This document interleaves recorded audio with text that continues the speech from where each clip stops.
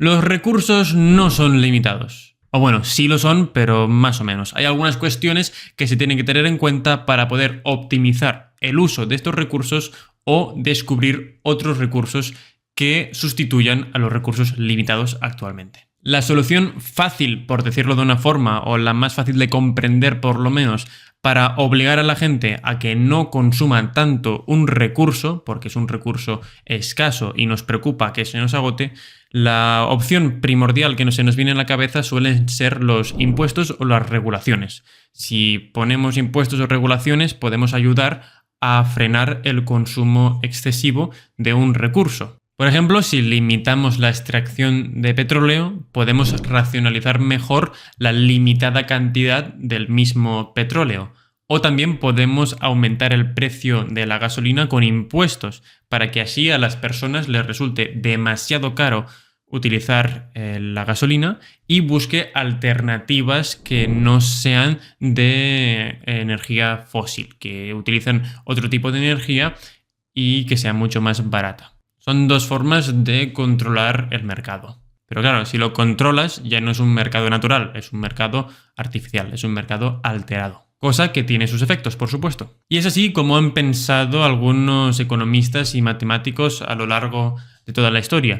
Y la primicia no es errónea. Es decir, si sabemos que un recurso es escaso, está bien pensar en qué hacer para optimizar la cantidad de ese recurso, porque algún día se nos va a terminar y no queremos eso, queremos optimizarlo. Está bien preocuparnos. El problema llega que aplicar estas dos opciones que os he planteado antes hacen que las personas se empobrezcan. Es decir, si disminuimos de forma artificial la oferta de una cosa, el precio de esa cosa va a subir. Si regulas, el precio sube de forma indirecta, porque al regular se disminuye la oferta y el precio sube. Y si pones impuestos, ya estás aumentando el precio de ese producto de forma artificial, pero de forma directa. Esto hace que el costo de vida de las personas que necesiten o que quieran utilizar ese recurso o ese producto regulado o al cual se le han aplicado impuestos, pues el precio de ese producto pues sube de precio, entonces el coste de vida sube mucho más de precio, haciendo que así las personas cada vez tengan menos dinero y se empobrezcan más. Además, si queremos filosofar un poco, nos podríamos plantear las siguientes preguntas. ¿Por qué otra persona me debe obligar a mí a gestionar los recursos de la forma en la cual yo quiera? ¿Por qué tengo que seguir su forma de gestionar los recursos y no puedo seguir mi forma? Es decir, ¿por qué otra persona tiene que invadir mi libertad individual? Lo puedo estar haciendo bien, lo puedo estar haciendo mal, puedo perjudicarme solamente a mí o puedo perjudicar a los demás, pero ¿por qué otra persona me tiene que obligar a mí a hacer lo que esa otra persona quiera? Son cuestiones que podemos tener en cuenta para filosofar un poco. Sea como sea, existen otros métodos para poder optimizar y disminuir el consumo de un recurso limitado, para que éste pueda perdurar mucho más o lo máximo posible en el tiempo. Y esto solamente se puede conseguir con los avances tecnológicos. Aunque, ya sabéis, en un debate siempre sucede cuando una persona dice A, otra persona dice B. Y es que es por eso por el cual quiero hablaros de William Stanley Jevons para poder descubrir otros puntos de vista acerca de lo que acabo de decir. William Stanley Jevons fue un economista y matemático del siglo XIX que, al contrario de lo que yo he dicho antes, él pensaba que los avances tecnológicos, en lugar de disminuir el consumo de un producto, lo que hacían es que los avances tecnológicos aumentaban el consumo de ese mismo producto. A esto se le llama la paradoja Jevons, porque claro, los avances tecnológicos hacen que un producto sea mucho más barato porque hace que la construcción de ese producto sea mucho más rápida, mucho más efectiva, mucho más optimizada, a final de cuentas, mucho más barata. Y claro, como es mucho más barato, muchas más personas pueden consumir este producto, ya sea porque ha llegado a un nuevo público o porque el público ya existente puede consumirlo más veces. Entonces, la paradoja Jevons consiste de esto. Los avances tecnológicos no disminuyen el consumo de algo, sino que lo pueden llegar a aumentar. Porque al ser más barato, más gente puede consumirlo. O puede consumirlo más veces. Fácil de entender. Y podría estar de acuerdo con esto. Y lo estoy. O sea, no es que podría, es que lo estoy, porque tiene razón. Hay un ejemplo claro que se puede explicar para poder entender lo que dice él. Por ejemplo, el consumo de los vehículos. A lo largo de la historia, cada vez más los vehículos consumen menos, pero al mismo tiempo hay más personas que tienen vehículos. Entonces, por una parte, consumen menos, pero por otra parte, hay más vehículos consumiendo. Entonces, la balanza más o menos se queda equilibrada. Y es por eso que estoy de acuerdo con lo de que dice William Stanley Jones, porque tiene sentido lo que dice, no es erróneo lo que plantea. Pero no estoy del todo de acuerdo porque él mismo habló de un problema que había en el Reino Unido de la época acerca del carbón. Inglaterra, y al igual que todos los países que estaban en medio de la revolución industrial, necesitaba de un gran consumo de carbón para poder funcionar toda su industria, toda esa industria que estaba surgiendo. Sí, se entiende. Casi toda la industria, por no decir toda la industria de la época, necesitaba carbón. Entonces, William se planteó que si todo el mundo consume carbón, la industria va a colapsar y todo esto que hemos avanzado por hasta ahora se va a desmoronar y se va a ir todo al garete. Todas las comodidades que hemos conseguido se van a agotar. Entonces, estaba bien que nos preocupásemos por eso. Pero lo que quiero decir con todo esto es que yo no veo que el Reino Unido actualmente tenga ningún problema con el carbón. De hecho, ya casi el carbón se sigue consumiendo, por supuesto, pero ya no se consume al nivel estratosférico que se hacía en el siglo XIX. Lo que quiero decir con todo esto es que los avances tecnológicos nos pueden ser útiles para optimizar el consumo de un recurso. Tal vez no hace que disminuya el consumo, sino que aumente, por lo que hemos explicado antes, pero los avances tecnológicos, también nos pueden servir para desbloquear otros recursos para consumir. Os pongo un ejemplo porque esto es muy importante. En la época de las cavernas nosotros ya conocíamos el metal, pero el metal en esa época para nosotros era completamente inútil porque no podíamos hacer nada con ese metal. No fue hasta que la tecnología avanzó hasta que pudimos empezar a hacer algo con ese metal. Podemos empezar a hacer herramientas de mejor calidad o más eficientes o lo que sea. Pero solo fue hasta que la tecnología avanzó que pudimos hacer algo con ese metal.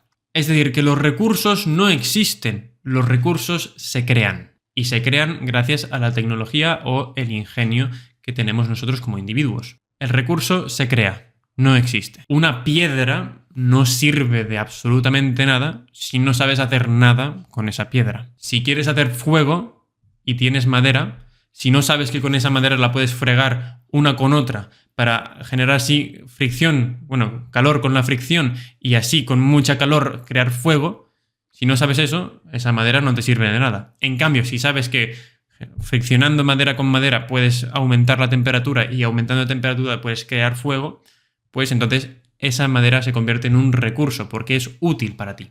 Otro ejemplo que viene remontado en tiempos atrás, pero que se puede ver muy reflejado en nuestro día a día. En la Edad Media el petróleo se utilizaba muy, muy, muy poco, pero se utilizaba como arma contra los barcos de la flota enemiga, ya que el petróleo, ya sabéis que es un elemento muy inflamable. Entonces, en la Edad Media se utilizaba como herramienta, como arma, para lanzarla contra los barcos enemigos y incendiarlos.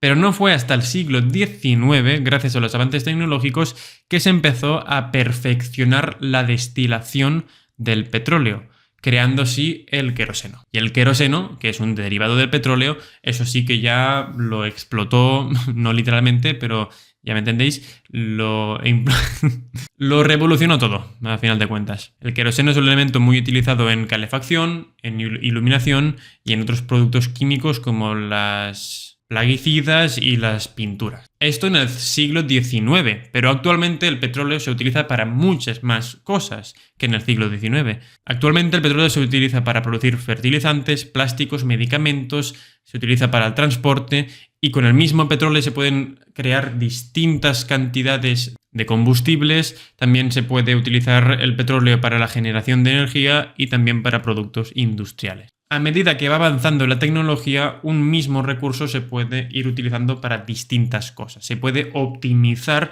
el uso de ese recurso. Pero es que la propia tecnología nos puede permitir que un elemento que no es recurso, convertirse en recurso, ya que le hemos dado una forma de usarse. Bueno, le hemos otorgado un sentido, ya que antes no servía de nada el petróleo, o servía para muy pocas cosas, pero ahora sirve para muchas más cosas. Desde que se descubre el petróleo en la Edad Antigua hasta que se industrializa en el siglo XIX, el petróleo ha pasado de ser un elemento completamente inútil a ser un recurso vital para las comodidades de nuestro día a día. Podemos vivir sin el petróleo, pero el petróleo nos otorga unas comodidades que hacen que nos resulte vital este elemento, este recurso.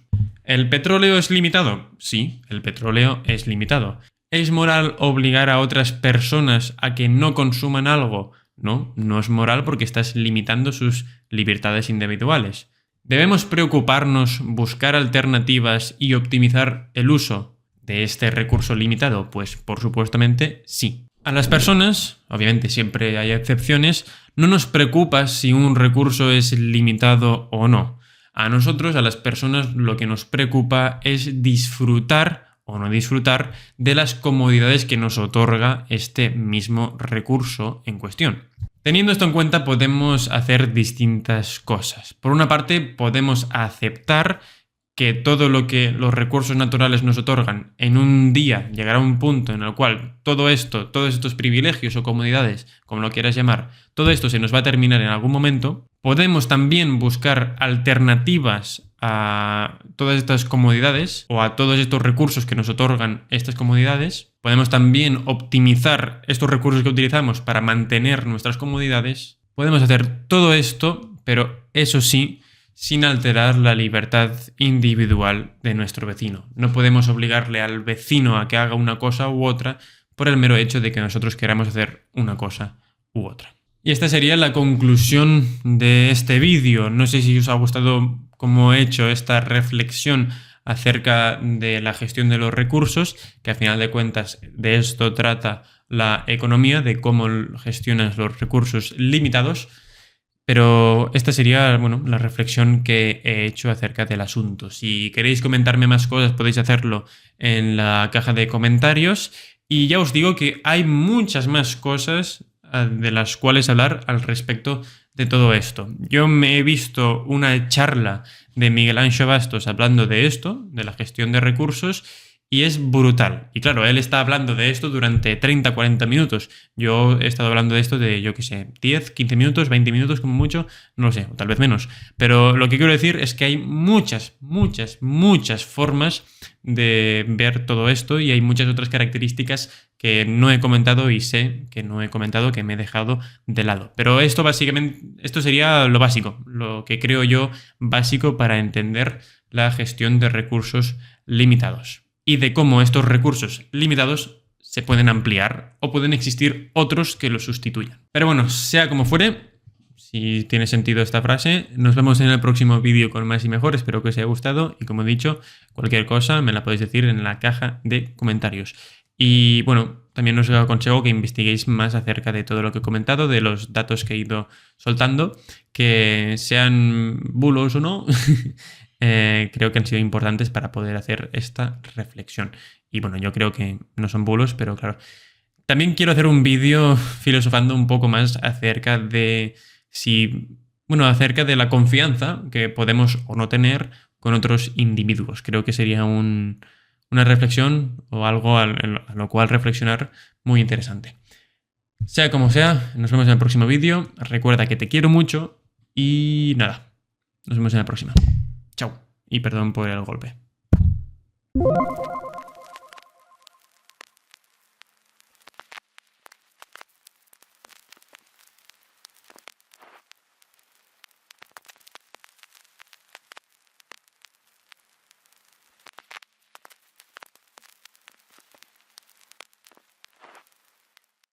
Hoy os blengo. Venga.